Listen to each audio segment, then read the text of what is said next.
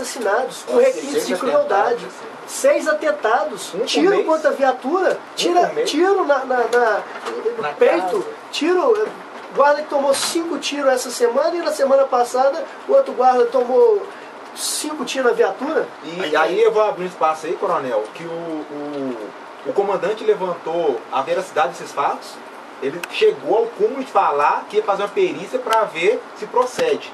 Olha o cúmulo que o nosso comandante, Ricardo Viliano de Menezes, chegou a falar. Ou seja, falando que os guardas mesmo forjaram um atentado, sendo que tinha testemunhas transeúntes. Esse aí foi aquele lá do Lagoa do Lado? Não, foi o do Parque 1º de Maio.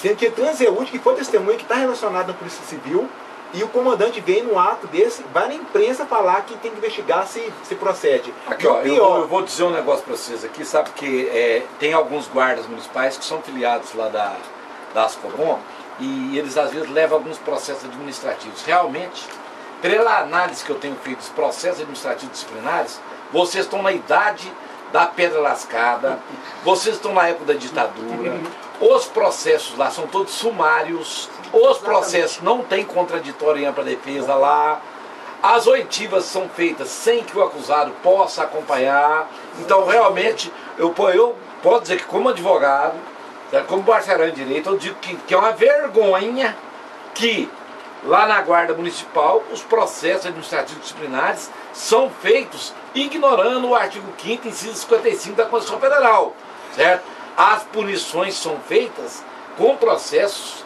regidos do modo inquisitivo. Então, isso aí é fato. Eu tenho como. Você não é o sindicato está denunciando, não. Eu vi. Então, como é que você dá uma punição? Ah, mas qual que é o problema para isso? O problema é ir para a justiça, mas nós vamos judicializar a administração municipal, seu prefeito. Então, é preciso que o guarda municipal ele tenha os direitos dele respeitados para ele poder respeitar o direito do povo aí, ué. Ninguém dá o que não tem, né? Não é? A gente está querendo apenas trabalhar, coronel. Eu acho que também um dos intuitos desse nosso movimento é realmente estar alertando a população quanto à importância da Guarda Municipal enquanto entidade da segurança pública. A gente está sendo impedido de trabalhar. Agora, nós vamos no último bloco dar mais um espaço para você chamar, mas vamos falar do Éder aqui, né? Sobre a promoção, né? Ô Éder, a tropa da Polícia Militar agora, encerrada essa campanha salarial, ela está preocupada com a promoção.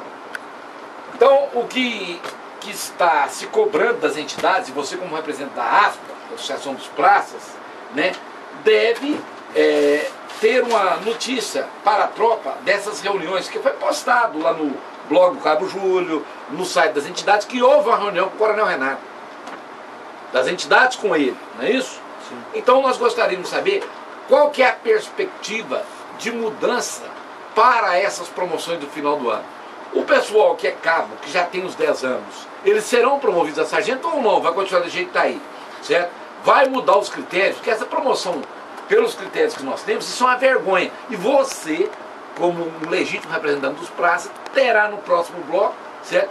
Já volta abrindo a caixa de ferramentas desse negócio de promoção. Ó, já tem coisa perguntando aqui se a promoção ela é imparcial, qual a melhor forma de fazer e qual a opinião de vocês com relação aos puxa-saco, tá? Entre aspas aqui, não tem como falar, né? Mas é os puxa-saco que são promovidos aí, o resto fica sobrando.